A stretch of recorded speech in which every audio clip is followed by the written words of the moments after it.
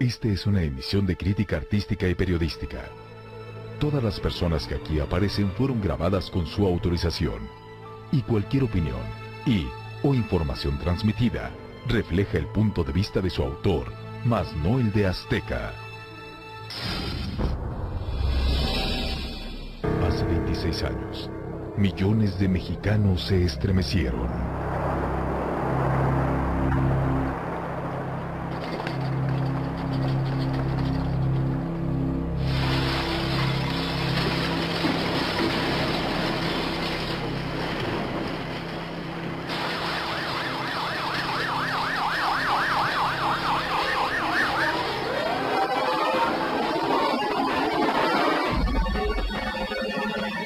Dios lo protege.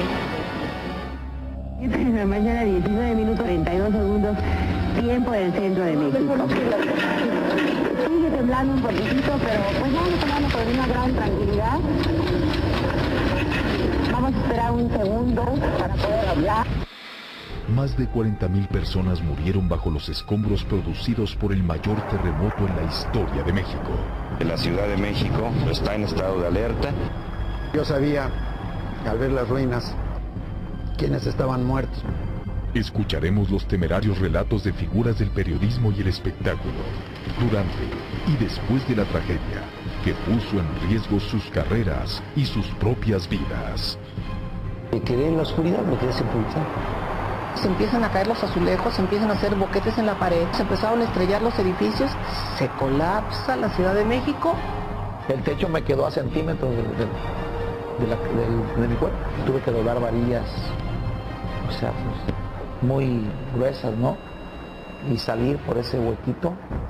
Conoceremos la censura y el veto del que fueron víctimas Chicoche y Soda Stereo por interpretar canciones alusivas al fatal terremoto. Nosotros no podíamos tocar esa canción, estaba prohibidísima. Pareciera que nos la estuviera cantando a nosotros. Y descubriremos si es verdad o un mito que un nuevo temblor sacudirá a la Ciudad de México, en voz de la astróloga que predijo el sismo de 1985. Sí, pues va a haber terremotos en todo el mundo. 26 años han pasado desde que un terremoto de 8.1 grados en la escala de Richter sacudió a la Ciudad de México, dejando más de 30,000 muertos y pérdidas económicas mayores a 40 millones de pesos. A casi 3 décadas de la tragedia, muchos son los mitos que aún permanecen en la memoria de diversas personalidades del espectáculo que vivieron junto a millones de mexicanos esa terrible mañana, historias que hoy quedan al descubierto. Soy Atala Sarmiento y esta es la historia detrás de los mitos del terremoto de 1985 a 26 años de la tragedia.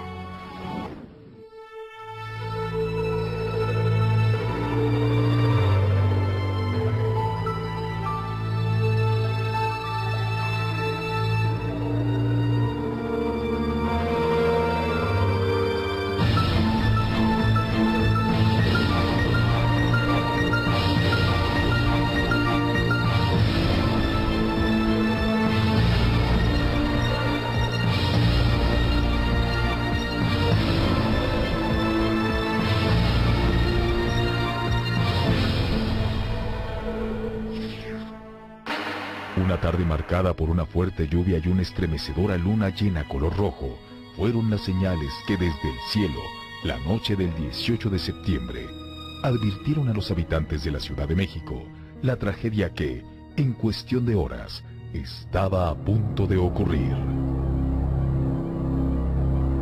El 19 de septiembre amaneció con una atmósfera extraña. Aparentemente había calma, y en la memorabilia popular de la comunidad católica, hasta ese día, se recordó que era el día de San Genaro.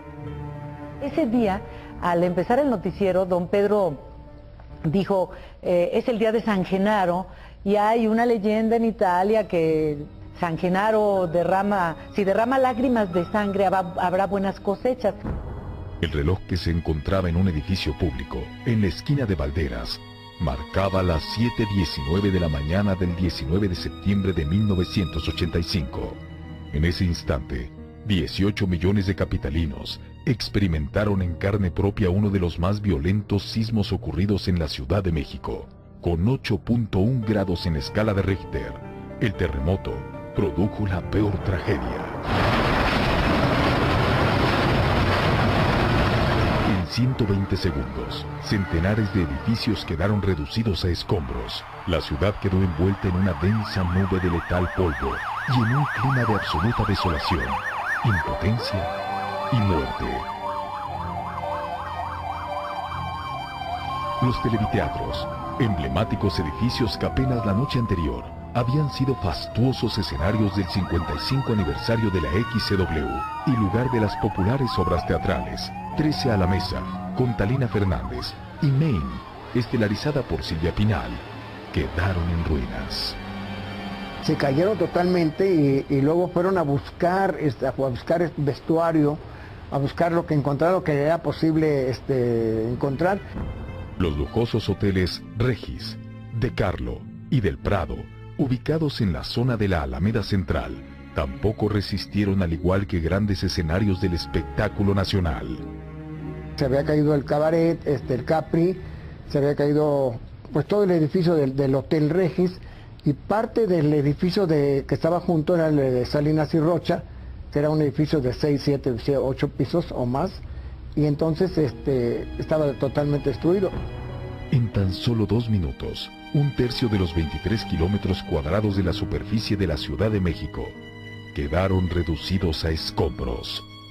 La furia sísmica del 19 de septiembre acabó con la vida de alrededor de 30,000 personas y dejó un saldo de 50,000 heridos. Pero la tragedia había sido advertida un año atrás. Sí, yo lo predije.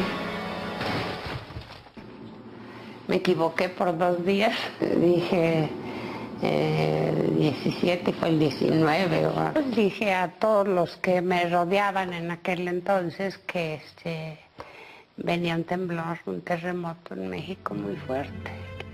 Pero la predicción de la más importante astróloga de México fue ignorada.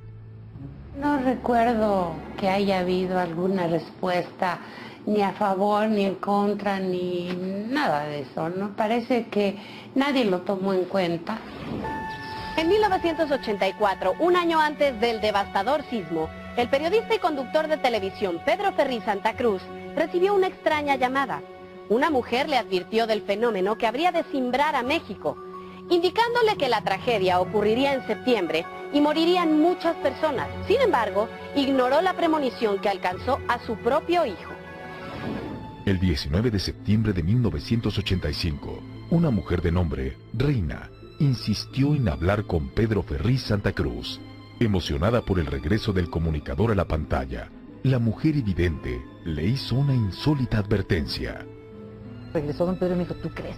Una señora que dice que pues ella sabe que va a haber una tragedia, un terremoto que va a acabar con la Ciudad de México y que una persona muy querida mía pues va a pasarla mal. La mujer agregó que el fatal temblor ocurriría en fechas festivas durante septiembre de 1985 y le vaticinó al comunicador la desgracia que ocurriría sobre edificios y personal de Televisa. Ferriz Santa Cruz hizo caso omiso. El 19 de septiembre de 1985, Pedro Ferriz de Con, hijo del periodista Pedro Ferriz Santa Cruz, salió de su casa y se dirigió a Radio Fórmula. Ahí, en punto de las 6 de la mañana, comenzó su programa Al Aire. 1 hora y 20 minutos. La transmisión fue interrumpida por la catástrofe. Entro yo, les digo, señores, señoras, en este momento está temblando. Y empecé a describir, es un macrosismo. Pese a la intensa sacudida, Ferriz de Con permaneció en la cabina de transmisión informando a su auditorio. A mí se me hace una insensatez tener la vocación de servir al auditorio y en la primera de cambio, irte. Margarito Hernández, mi operador, se me quedaba viendo con ojos de vámonos, ¿no? Empiezo a sentir cómo empezaron a tronar las estructuras, las columnas alrededor de mí. En eso vi cómo se cayó una losa encima de mi operador, lo dejó prensado, lo mató, o sea, entre la consola y la losa, ahí quedó él. Presenciar la muerte de su compañero fue la antesala para la tragedia que el comunicador estaba por enfrentar. Todo se me oscureció, me quitaron el piso y era un edificio, yo estaba en un 7º nivel cuando empezó aquello. Cuando acabó el sismo, acabó el edificio siendo de 5 pisos, los 2 últimos se rompieron. Lo último que sentí fue el golpe final de la caída y encima de mí se me cayó, respiraba yo ese cemento que por todos lados me llegaba y me quedé en la oscuridad, me quedé sepultado. Tenía yo un pulmón roto, estallamiento de vísceras, y luego se me rompieron todas las costillas, se me rompió la espina en 4, la columna vertebral, se me rompió aquí la frente, el vómer, se me rompió la nariz, se me rompió todo. Mi hermano quedó en la planta baja, abajo de un escritorio de aluminio, bueno, de esos, de acero más bien. En ese momento llegaba un señor, no logró entrar al edificio y ese señor fue el que ayudó a sacar a mi hermano. Empecé a tratar de, con los dedos, escarbar una salida arriba. Empezaba yo a mover cascajo, empezaba yo a tratar de encontrar una salida hacia donde yo intuía que era el arriba, ¿no? O la superficie. Alguien me vio y empezaron a escarbar alrededor de mí. Llegaron y me jalaron del cuello así. Al enterarse de que el edificio de Radio Fórmula estaba en ruinas, Pedro Ferriz Santa Cruz recordó la predicción que un año atrás le había hecho la admiradora Reina. Su hijo, mencionado en el augurio, en ese momento se debatía en un hospital entre la vida y la muerte.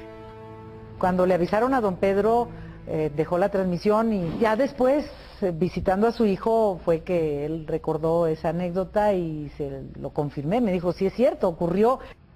Estaba con una crisis espantosa, que le estaban pasando las llamadas de que se había muerto fulanito, que se había muerto perenganito.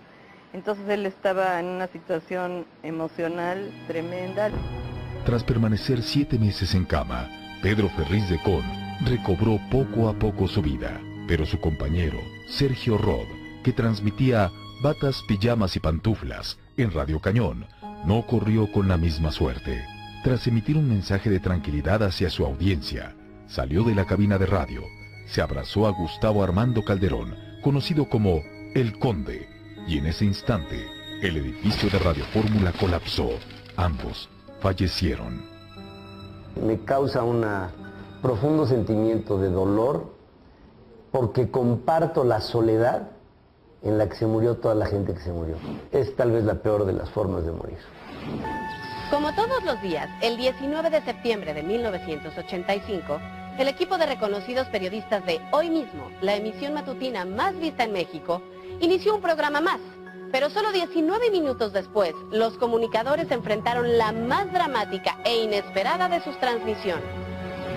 A las 7 de la mañana de aquel 19 de septiembre de 1985, Lourdes Guerrero, María Victoria Llamas y Juan Dosal se concentraron en el estudio A de Televisa Chapultepec para iniciar la transmisión del noticiario Hoy Mismo. Justo ese día, Guillermo Ochoa, el principal titular de la emisión, no estuvo presente. Se le comunicó a mi mamá al llegar a Televisa esa mañana que ella conduciría porque Guillermo se había reportado indispuesto. Yo ese día me levanté, como siempre, a las 5 de la mañana, fue algo increíble. Y dije, carajo, no tengo ganas de ir. Entonces le llamé a María Victoria, ya tarde. Digo, a la madrugada, me dice, oye, María Victoria, ¿me supo? Sí, ¿cómo no? Esa decisión le salvó la vida. Con apenas 19 minutos al aire, y mientras María Victoria Llamas leía la nota sobre el nombramiento de Mario Moya Palencia como embajador en Cuba, el movimiento telúrico sorprendió a los conductores, que pese a la intensidad, permanecieron en calma. La mañana, 19 minutos 32 segundos, tiempo del centro de México. Sigue temblando un poquitito, pero pues vamos tomando con una gran tranquilidad. Cuando la campana que estaba arriba empezaba a hacer así, y cuando Lourdes ya está temblando, a Chihuahua está temblando. Es decir, nosotros teníamos la obligación de no asustar a la gente. Empieza a sonar todo. Pues yo nomás empecé a quitarme el micrófono así, porque yo dije, si tengo que correr por un cable no me voy a tropezar. O sea, lo dejo ahí y corro a la puerta grande de los estudios. Ella en ese momento no sabía, nadie sabíamos la magnitud del terremoto. pero se estaba cayendo el edificio de junto, donde murieron muchos compañeros muy queridos de ella. De pronto, la señal de Canal 2 de Televisa salió del aire. En el estudio todos corrieron, excepto Lourdes Guerrero y María Victoria Llamas, quienes se refugiaron debajo del escritorio, tratando de salvar sus vidas. Y Lourdes Guerrero se metió debajo del escritorio, metió abajo, y María Victoria ya se metió abajo. Hasta que alguien regresa por ellas y ya, como pueden, salen del edificio con el milagro de que el edificio de junto se fue hacia Río de la Loza y no hacia Avenida Chapultepec. Hacia allá jala la antena. Si ha jalado hacia acá, hubieran perdido la vida.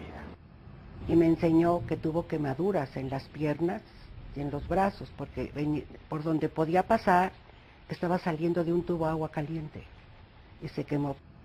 5 a 10 minutos después del temblor entró una llamada y era mi mamá fuera de ella, preguntando cómo estábamos. Y dijimos, bien. Y entonces nos dijo, es que aquí todo está muy mal, todo se cayó. Con el edificio de 6 pisos de noticieros en Televisa Chapultepec totalmente colapsado, el único informativo que permaneció transmitiendo en vivo fue Desde Temprano, en Canal 13 de Imevisión, conducido por Pedro Ferri Santa Cruz y Adriana Pérez Cañedo. Televisa pues se vino abajo y Canal 13 en ese momento pues estuvo presente ininterrumpidamente. Jacobo Zabludovsky, entonces director de noticias de Televisa, encabezó la cobertura de una ciudad que conocía perfectamente, amaba profundamente y observaba incrédulo en las calles. El edificio de la Reforma 185 está casi totalmente destruido, aunque no se derrumbó, todos los cristales están rotos. Al darse cuenta de que la comunicación con Televisa era imposible, el conductor subió a su auto y se dirigió hacia Chapultepec. Durante el trayecto, escuchó que la XCW estaba al aire. Fue así, como echando mano del teléfono con el que estaba equipado su auto, realizó la conmovedora crónica que detalló lo que sus ojos vieron durante su recorrido por las calles de la ciudad en ruinas. Imagínate lo que representó para Jacobo el hacer un recorrido por el centro de la ciudad, que fue el más golpeado, siendo que él nació en el centro de la ciudad.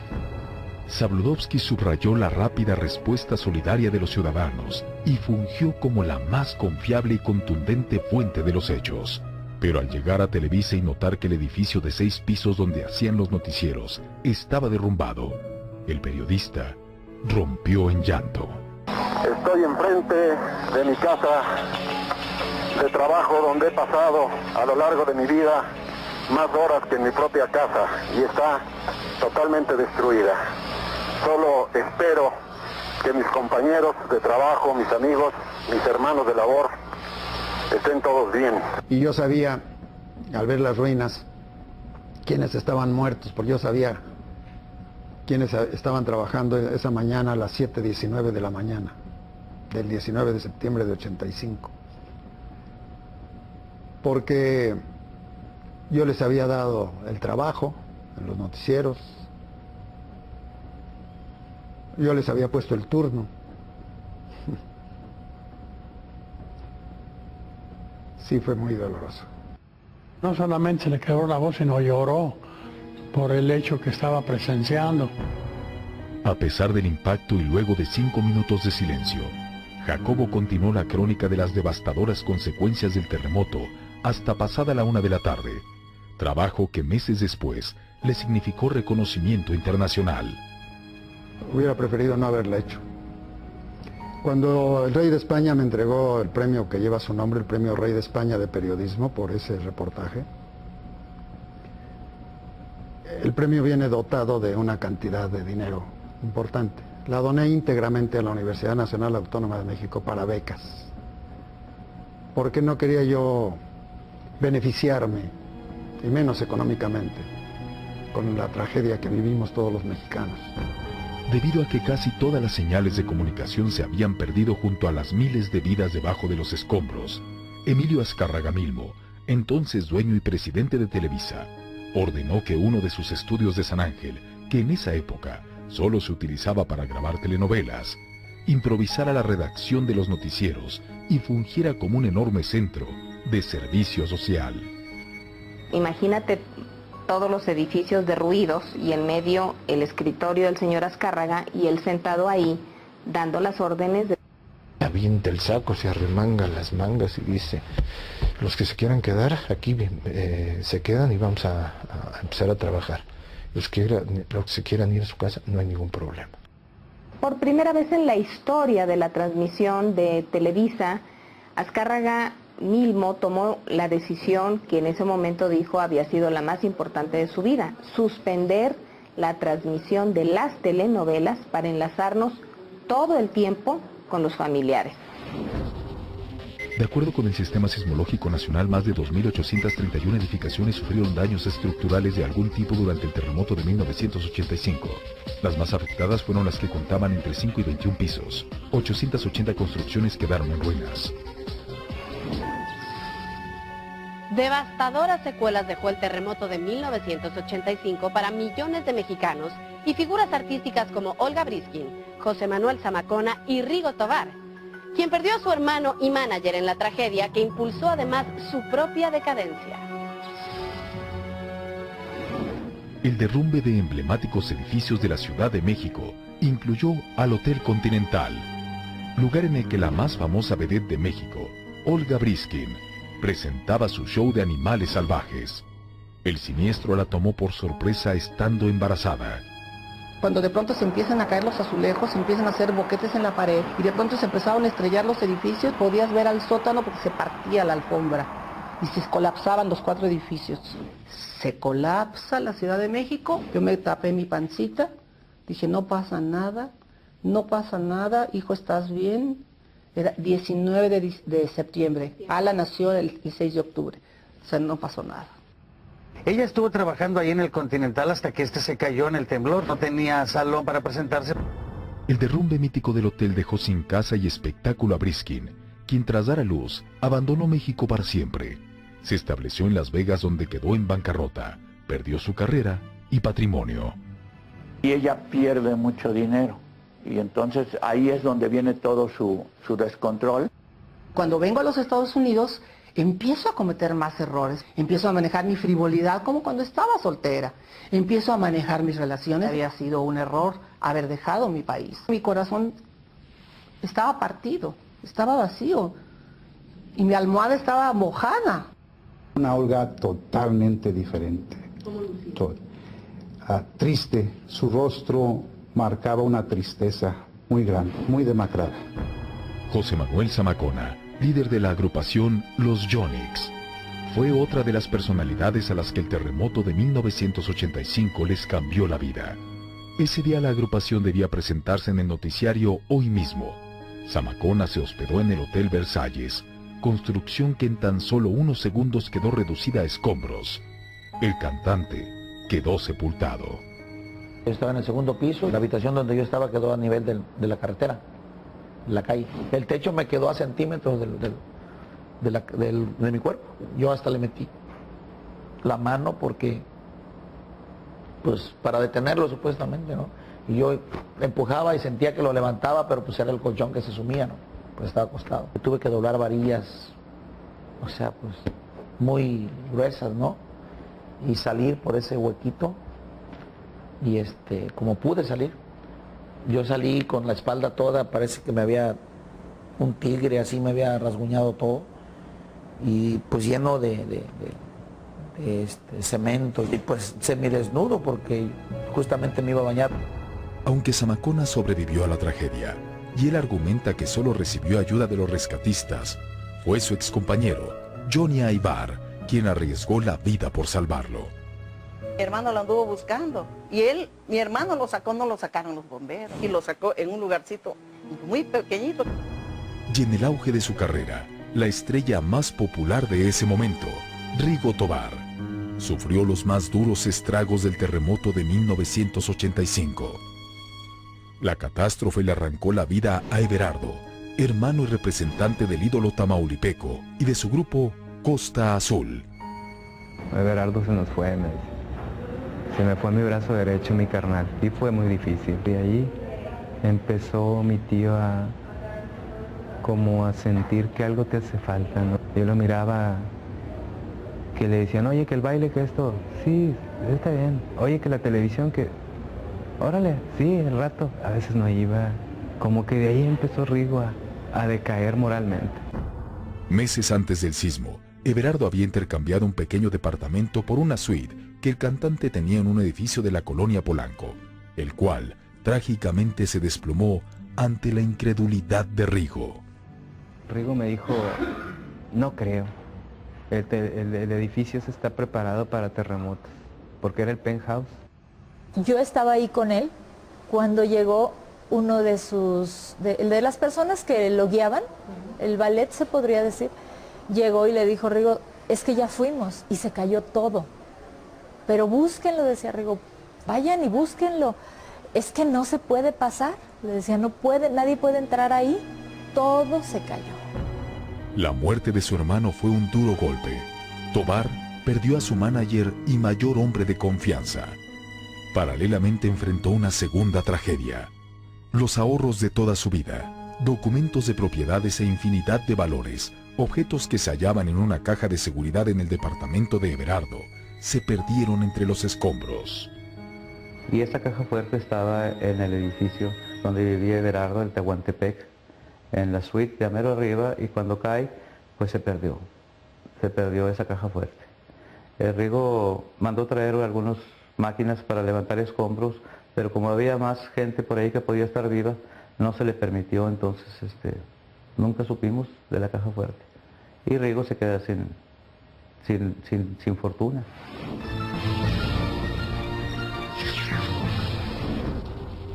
Un estudio de la Comisión Metropolitana de Emergencia del Distrito Federal, realizado un mes después del terremoto de 1985, reveló que en las zonas centrales de la capital mexicana las ondas sísmicas tuvieron una aceleración 4 veces mayor que las registradas en las áreas periféricas, identificando los peores daños en las delegaciones Venustiano Carranza, Miguel Hidalgo y Cuauhtémoc, siendo esta última la que pertenece al conjunto habitacional Tlatelolco. La furia del fatal terremoto de 1985 no solo arrancó la vida a millones de mexicanos, sino también su patrimonio. Ese fue el caso de Ramón López Carrasco, el inolvidable profesor Memelovsky de la serie infantil Burbujas, quien perdió los ahorros que durante toda su vida guardó al derrumbarse el departamento en el que vivía. 17 años después de la tragedia ocurrida en Tlatelolco por la matanza de estudiantes en la Plaza de las Tres Culturas en 1968, el terremoto de 1985 significó para esa emblemática zona dolor y luto. El conjunto urbano Nonualco Tlatelolco resultó gravemente afectado por el sismo que colapsó y derrumbó el edificio Nuevo León. Hogar del actor Ramón López Carrasco, intérprete del simpático personaje Dr. Memelovsky en Odisea Burbujas. Devastadora la historia. Él vivía en el edificio Nuevo León de Tlatelolco, que lamentablemente cayó y perdió todas sus pertenencias. Desconfiado de las instituciones bancarias, López Carrasco guardaba todos sus ahorros dentro del colchón de su cama. Él era desconfiado. Guardaba todo su dinero, todo lo que trabajó en Odisea Burbujas en gira por Centroamérica y toda la República Mexicana, lo guardaba bajo el colchón. La mañana del 19 de septiembre de 1985, el actor salió de su departamento. Se dirigió a los televiteatros, pero a punto de llegar supo del colapso del edificio Nuevo León. Desesperado, regresó a Tlatelolco, donde observó impactado el derrumbe de su vivienda con todos sus ahorros. En cuestión de segundos, su patrimonio inmobiliario producto de años de trabajo quedó bajo las toneladas de los escombros junto con el colchón que celosamente guardaba sus ahorros. Le avisaron que se había derrumbado el edificio Nuevo León y cuando regresó pues fue devastador. El doctor Memelovsky se sumió en una profunda depresión que produjo el declive de su carrera. Él así lo platicaba, precisamente que Dios no había sido tan bueno con él, que él había perdido todo. La última oportunidad, una semana antes de morir que lo vi, todavía lo marcaba el terremoto, lo marcaba la frustración. Vivía de las regalías, pues que ya no estaba actuando, llamaban para hacer uno que otro doblaje. Sí lo vi muy acabado. El actor y bailarín Roberto Cobo también vivía en el edificio Nuevo León.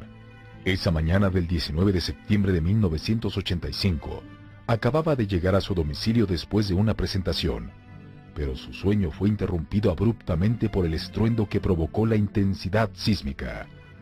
Él más bien trabajaba en cabaret y entonces pues salía muy, o sea, ya en la madrugada, a 5 o 6 de la mañana. Llegó a su casa y se acostó, pero de repente vi que el ropero se me venía encima y la mitad del departamento caía totalmente. Entonces él pues se agarró de alguna parte de la cama porque no cayó, entonces vio a la profundidad que tenía. Él vivía en el 4º piso del edificio Nuevo León y entonces se dio cuenta de lo que pasaba. Roberto Cobo quedó atrapado entre los escombros, provocándole la fractura de cadera, que a partir de ese momento limitó su exitosa carrera como actor y bailarín. El actor perdió su movilidad y quedó sujeto al uso de un bastón. Perdió todas sus pertenencias, o sea, sus arieles, sus premios que tenía de teatro, que tenía de cabaret, que tenía de cine, porque fue un hombre que fue muy premiado.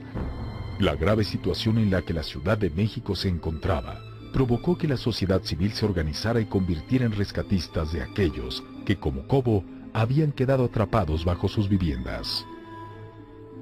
Uno de ellos fue el tenor español Plácido Domingo, quien al enterarse de la tragedia arribó al multifamiliar Tlatelolco, donde algunos de sus parientes quedaron sepultados bajo toneladas de concreto. Me vine en un avión particular. 4 de mis familiares están desgraciadamente aquí en estas ruinas de este edificio y estamos todavía con esperanza, lógicamente, porque han salido algunas personas todavía vivas. Es un tío y mi tía, el tío hermano de mi mamá, un primo hermano mío con su pequeño. Dios sabe cuántos días tendremos todavía esta tortura aquí de saber si nuestros familiares están con vida. Venía de España para ver a sus papás y fue el que ayudó realmente a sacar escombros, a darle auxilio a la gente. Junto a miles de rescatistas, durante varias semanas el cantante luchó por encontrar con vida a sus familiares. Los esfuerzos fueron en vano.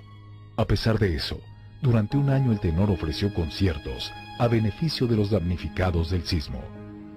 Quien puso el ejemplo más importante fue Plácido Domingo y empieza una organización importantísima para traer fondos a la Ciudad de México y poder recuperarnos. Él fue, sin lugar a dudas, quien más colaboró.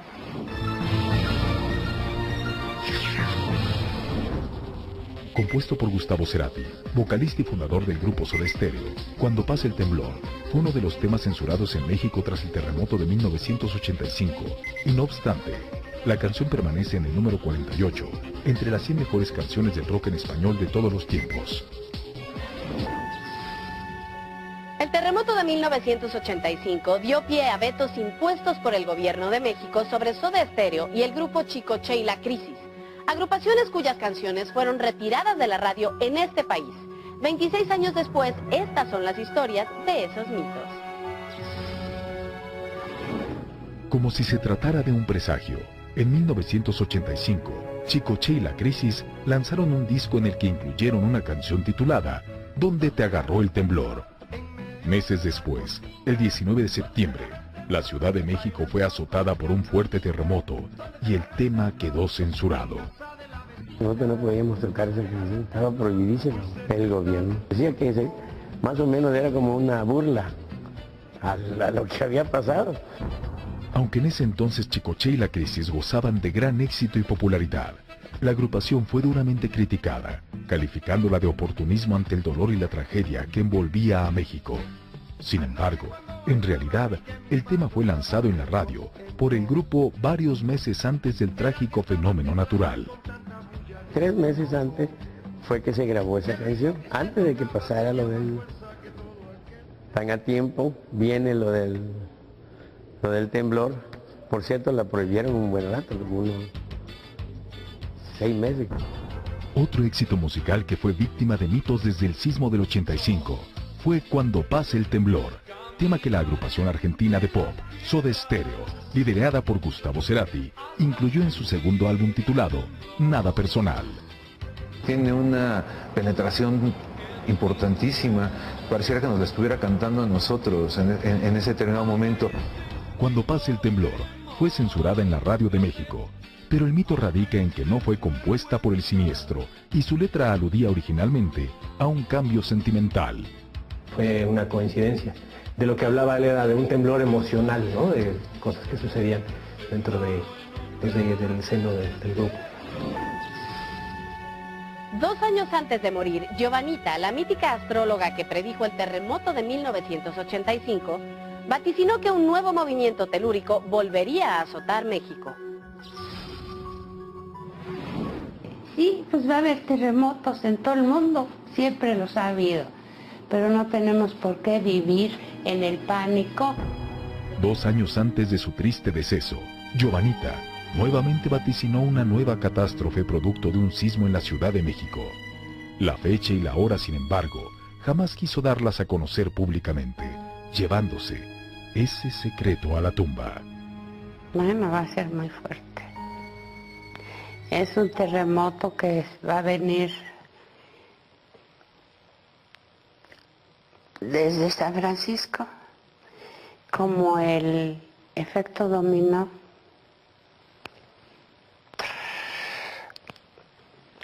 Y va a afectar, yo creo que hasta las costas de Perú, Chile. Terrible. Debemos estar alertas. Y va a ser como a las 11:15 de la mañana, 11:10 de la mañana. Entre las 11 y las 11:30, cuando mucho. Entonces, ¿qué tenemos que hacer? Estar muy alertas hasta ahora. ¿Cuándo? ¿A qué horas? ¿Qué día? No lo sé, no lo quiero buscar. No lo quiero investigar. Pero sí debemos estar preparados. En los hechos, a 26 años de la tragedia, varias son las profecías y predicciones que inquietan a México ante la probabilidad de un nuevo terremoto.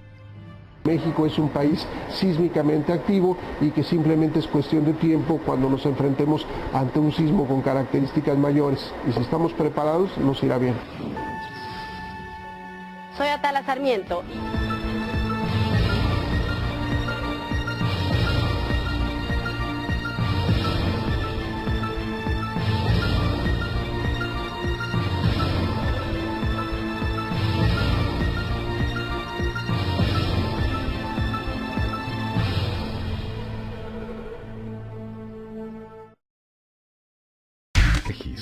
De Carlo y del Prado, ubicados en la zona de la Alameda Central, tampoco resistieron al igual que grandes escenarios del espectáculo nacional. Se había caído el cabaret, el Capri, se había caído pues todo el edificio del Hotel Regis y parte del edificio que estaba junto era el de Salinas y Rocha, que era un edificio de 6, 7, 8 pisos o más, y entonces estaba totalmente destruido. En tan solo 2 minutos, 1/3 de los 23 kilómetros cuadrados de la superficie de la Ciudad de México quedaron reducidos a escombros. La furia sísmica del 19 de septiembre acabó con la vida de alrededor de 30,000 personas y dejó un saldo de 50,000 heridos. Pero la tragedia había sido advertida 1 año atrás. Sí, yo lo predije. Me equivoqué por 2 días. Dije 17, fue el 19. Pues dije a todos los que me rodeaban en aquel entonces que venía un temblor, un terremoto en México muy fuerte. Pero la predicción de la más importante astróloga de México fue ignorada. No recuerdo que haya habido alguna respuesta ni a favor, ni en contra, ni nada de eso, ¿no? Parece que...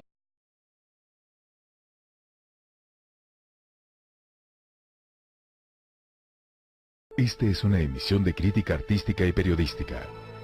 Todas las personas que aquí aparecen fueron grabadas con su autorización.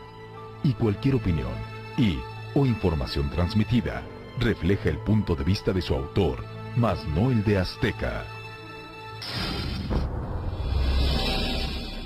Hace 26 años, millones de mexicanos se estremecieron.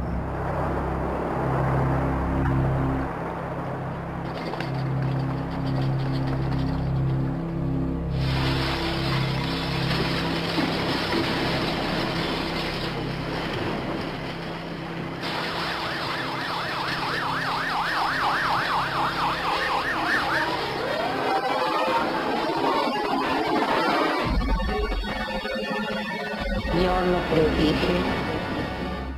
En la mañana, 19 minutos 32 segundos, tiempo del centro de México. Sigue temblando un poquitito, pero pues vamos tomando con una gran tranquilidad. Vamos a esperar un segundo para poder hablar. Más de 40.000 personas murieron bajo los escombros producidos por el mayor terremoto en la historia de México. La Ciudad de México está en estado de alerta. Yo sabía, al ver las ruinas. Esta terrible mañana, historias que hoy quedan al descubierto. Soy Atala Sarmiento y esta es la historia detrás de los mitos del terremoto de 1985 a 26 años de la tragedia.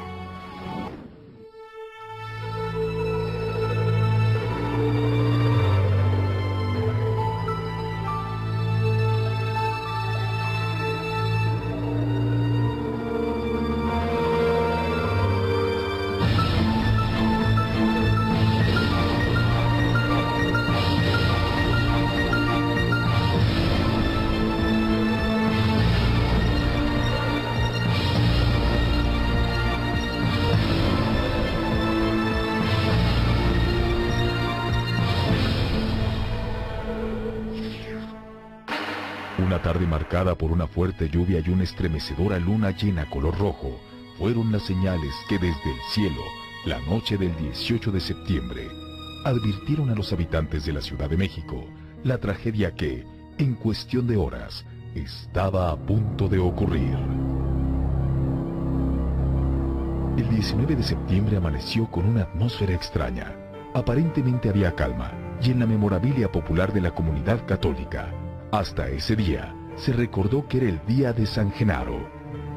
Ese día, al empezar el noticiero, don Pedro dijo: ¿quiénes estaban muertos? Escucharemos los temerarios relatos de figuras del periodismo y el espectáculo, durante y después de la tragedia, que puso en riesgo sus carreras y sus propias vidas. Me quedé en la oscuridad, me quedé sepultado. Se empiezan a caer los azulejos, se empiezan a hacer boquetes en la pared, se empezaron a estrellar los edificios, se colapsa la Ciudad de México. El techo me quedó a centímetros de mi cuerpo. Tuve que doblar varillas, o sea, pues, muy gruesas, ¿no? Y salir por ese huequito. Conoceremos la censura y el veto del que fueron víctimas Chicoche y Soda Stereo por interpretar canciones alusivas al fatal terremoto. No podíamos tocar esa canción, estaba prohibidísima.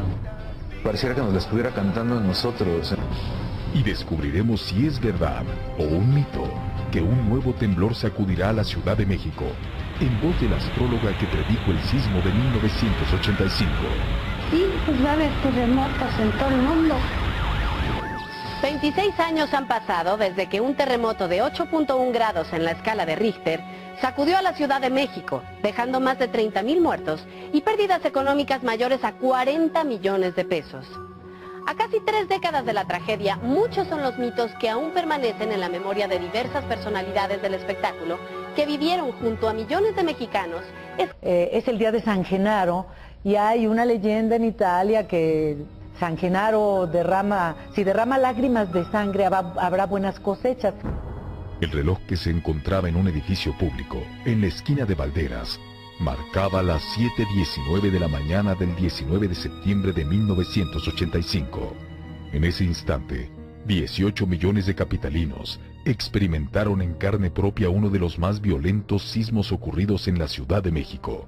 Con 8.1 grados en escala de Richter, el terremoto produjo la peor tragedia. En 120 segundos, centenares de edificios quedaron reducidos a escombros. La ciudad quedó envuelta en una densa nube de letal polvo y en un clima de absoluta desolación, impotencia y muerte. Los televiteatros, emblemáticos edificios que apenas la noche anterior habían sido fastuosos escenarios del 55 aniversario de la XCW y lugar de las populares obras teatrales 13 a la mesa, con Talina Fernández, y Maine, estelarizada por Silvia Pinal, quedaron en ruinas. Se cayeron totalmente y luego fueron a buscar vestuario, a buscar lo que encontraron, lo que era posible encontrar. Los lujosos hoteles